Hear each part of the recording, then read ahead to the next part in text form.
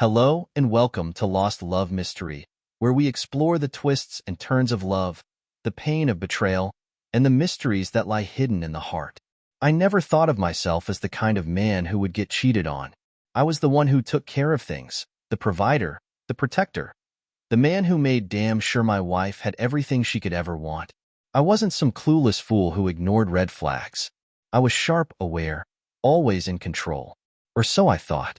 Madeline and I had been together for 8 years, married for 5. She was stunning.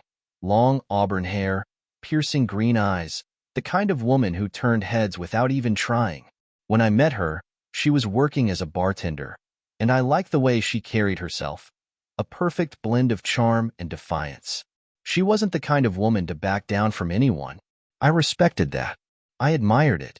But over the years, that fire in her started burning in a way I never expected. We had a good life. At least, I did everything in my power to make sure we did.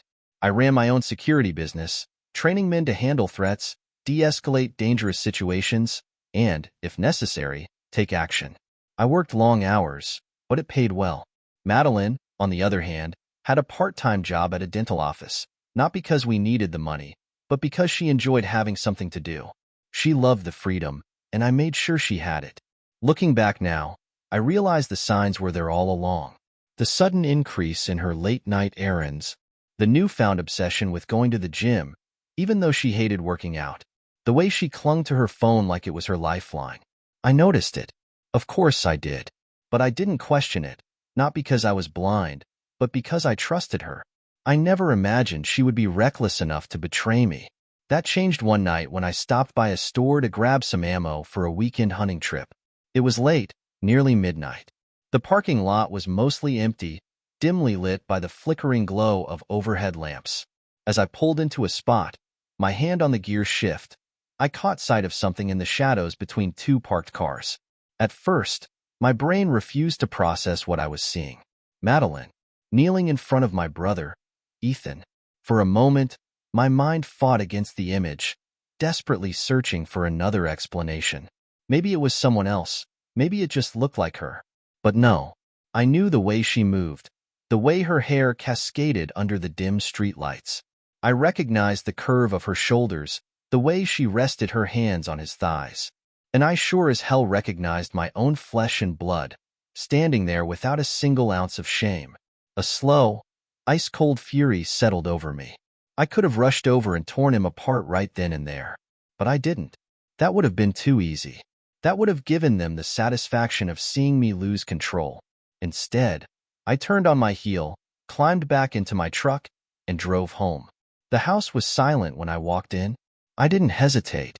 I went straight to the bedroom, grabbed a couple of duffel bags, and started packing.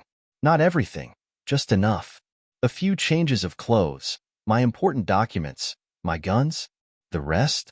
She could have it. Let her wake up and wonder where the hell I went. Let her look around and realize she had nothing left but empty space and silence.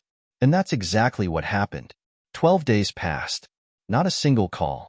Not a single text. She didn't even notice I was gone. Then, on the 12th day, my phone buzzed. A text from Madeline. "Hunter, where are you? Why's all your stuff gone?" It took her nearly 2 weeks to realize she was living alone. I stared at the message for a long time, my grip tightening around the phone until my knuckles turned white. Then, I smiled, because, for the first time in years, I was finally in control again. Madeline and I met in a bar. One of those dimly lit joints where men nursed whiskey like medicine and women pretended they weren't looking for trouble. I wasn't searching for a relationship that night, let alone anything serious. But then, there she was. She stood behind the counter, wiping down a glass, her green eyes cutting through the smoke-filled air like she owned the place. She wasn't just beautiful. She had an edge. Confidence. The kind of self-assurance that made people take notice. I liked that about her. I liked that she didn't need me. Or at least, that's what I thought back then.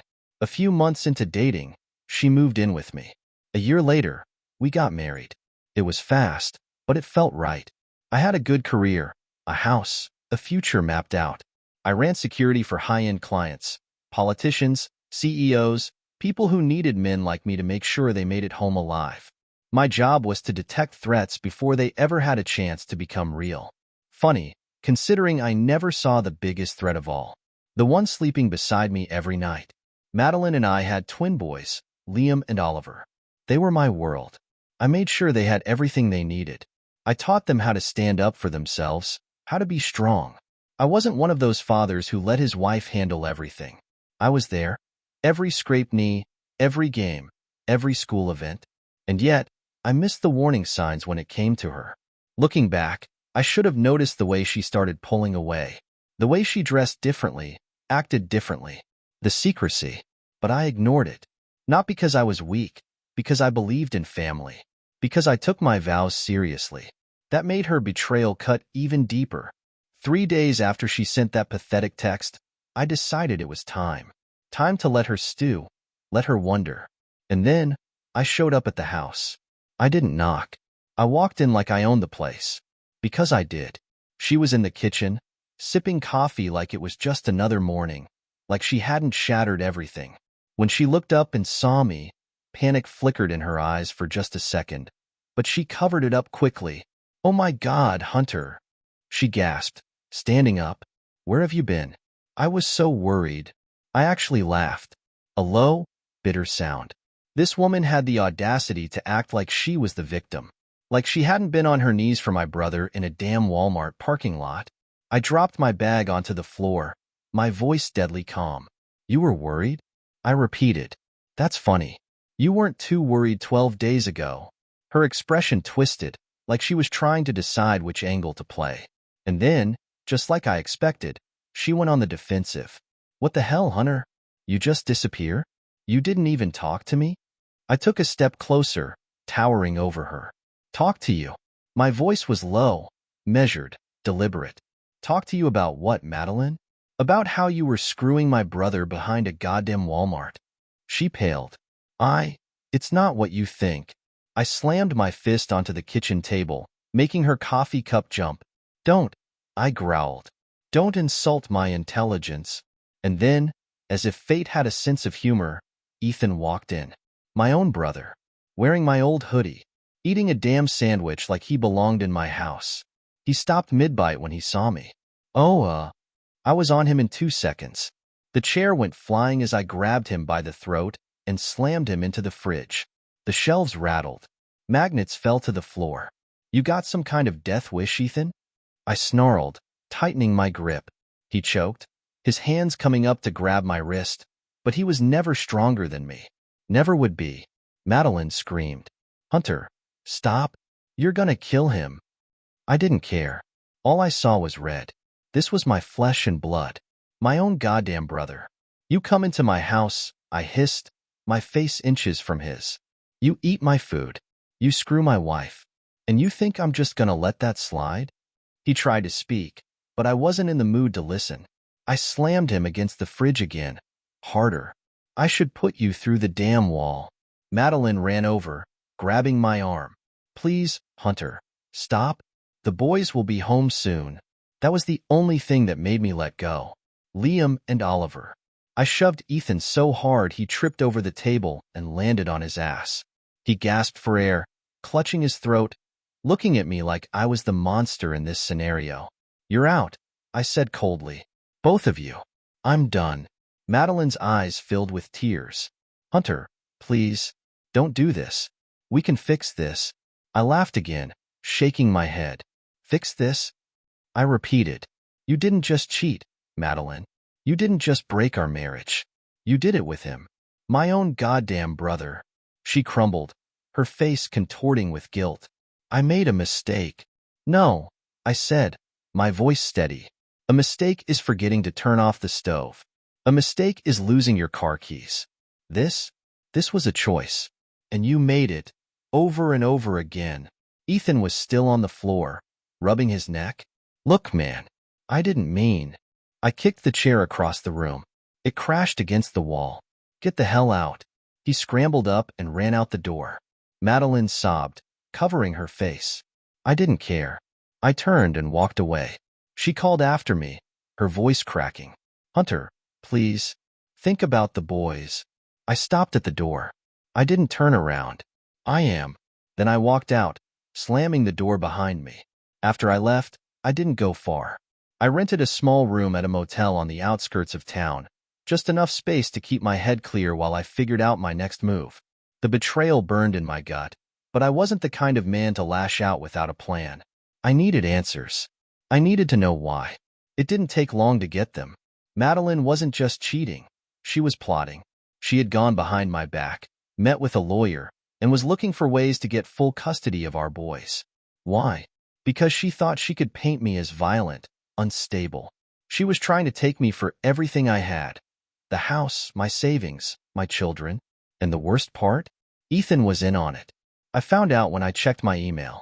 A buddy of mine, an old army friend who still worked in private security, did me a favor and pulled some of their messages. What I saw made my blood run cold. Madeline. He's going to lose it when he finds out. We just need to push him a little more. Ethan. Are you sure this will work? Madeline. Of course. He's got a temper. Always has. If we make him snap, I'll have enough proof to say he's unfit to have the kids. I gripped my phone so hard I thought it might crack. This wasn't just infidelity. This was war. Madeline wanted to play dirty? She had no idea who she was dealing with. The next morning, I set my plan in motion. First, I want to see a lawyer. Not just any lawyer, the best in town. Valerie Grayson. A pit bull in the courtroom. The kind of woman who ate people like Madeline for breakfast. I laid out every piece of evidence I had. The texts, the proof of her affair, the financial records showing how she had been quietly draining our accounts behind my back. Valerie flipped through the files, her lips curling into a smirk. She's screwed. That was exactly what I wanted to hear. Then, I made a few calls. One to my bank to freeze our joint account before Madeline could take another dime. One to a private investigator to dig up every piece of dirt on her and Ethan. And one to Child Protective Services. Because Madeline wasn't just cheating, she was reckless. While I had been working late nights, trying to secure a future for our kids, she had been partying. Drugs, alcohol, strangers in my home while Liam and Oliver were upstairs sleeping. And now, I had the proof. The investigator sent me photos, screenshots, witness statements. Madeline wasn't just a cheater, she was a disaster. The moment CPS got involved, the case shifted. The final blow came when she was served the custody papers. The moment she read them, she lost it. I was sitting in my motel room when she came pounding on my door, screaming like a madwoman. I opened it, leaning against the frame, completely calm. "What the hell did you do?" she shrieked. I smiled. "I won." Her face twisted with rage. "You froze the accounts? You're taking the boys from me?" "No, Madeline," I said, my voice deadly quiet. "You did that. I just made sure the right people saw the truth." Her hands trembled. "You can't do this." I reached into my pocket and pulled out my phone, playing the last recording I had, her admitting to setting me up. Her eyes went wide. "Where did you get that?" I didn't answer. I let her stand there, feeling it all sink in. The house? Gone. The money? Gone. The kids? Mine. And Ethan? Oh, he wasn't walking away from this either. The private investigator had dug up something else. Ethan had been stealing from his job. He had been skimming money off the books at the car dealership he worked at. I made sure his boss got that evidence. Within a week, Ethan was fired. And the last I heard, he was living out of his car, trying to beg his way into a job that didn't require a background check. As for Madeline, she finally got what she wanted, freedom, just not the kind she had imagined. I thought it was over, thought I had one, but I underestimated just how low Madeline was willing to go. It started with a phone call. I was at home with the boys, finally settling into a new normal, when my phone buzzed. Blocked number. I answered. "Mr. Carter?" a deep voice asked. "Who's asking?" "This is Detective Ruiz with the local PD. We need you to come down to the station. There's been a serious accusation made against you." My stomach tightened. "What accusation?" "Your wife, Madeline Carter, has filed a report claiming you assaulted her. She has bruises. Witnesses." I nearly laughed. Of course. This was her final play. The nuclear option. She couldn't beat me in court. She couldn't take my money. She couldn't take my kids. So she was trying to take my freedom. What she didn't realize, I was ready for it. I walked into the station an hour later, calm, collected, arms crossed over my chest as Detective Ruiz slid a folder across the table. Photos of Madeline's face, bruised, swollen. A perfect picture of a battered woman. Only one problem. That's fake, I said flatly. Ruiz arched a brow. You have proof of that? I reached into my jacket and pulled out a folder of my own. More than proof. Surveillance footage. GPS records. Witness statements. I wasn't anywhere near her when she claimed this happened. In fact, she had been seen at a bar hours before, completely unmarked. Those bruises? They magically appeared after she met up with a guy known for selling drugs. Ruiz flipped through the evidence, his frown deepening. You sure you want to press charges? I grinned. Oh, I insist. Madeline was arrested that night for filing a false report. But that wasn't even the worst part. While digging through her records, the cops found something else. Something far worse. Turns out, she had been funneling money out of our joint accounts, not just into her own, but into Ethan's. And that money? It wasn't just ours. It was linked to a few questionable transactions. Fraud. And just like that, both of them were facing charges. Ethan tried to run, but it didn't take long before he was caught. Madeline? She had the nerve to call me from jail, sobbing, begging me to fix it. You did this to yourself, I said coldly. Enjoy the freedom you wanted. Then I hung up. The final twist. 2 months later, a letter showed up in my mailbox. From Madeline. The handwriting was sloppy. Hunter, I messed up. I lost everything. The boys won't talk to me. Ethan won't answer my calls. I don't even have a lawyer anymore. I don't know where to go when I get out. Please, just talk to me. Please. I stared at the letter for a long time. Then I tossed it into the fireplace and watched it burn. Because some people don't deserve a second chance. And Madeline? She was one of them. The last time I saw her. Months passed. Life moved on. Liam and Oliver were doing better, happier, stronger. They barely mentioned their mother anymore, and I didn't push them. If they wanted to forget, I wasn't going to stop them. Madeline had become a ghost.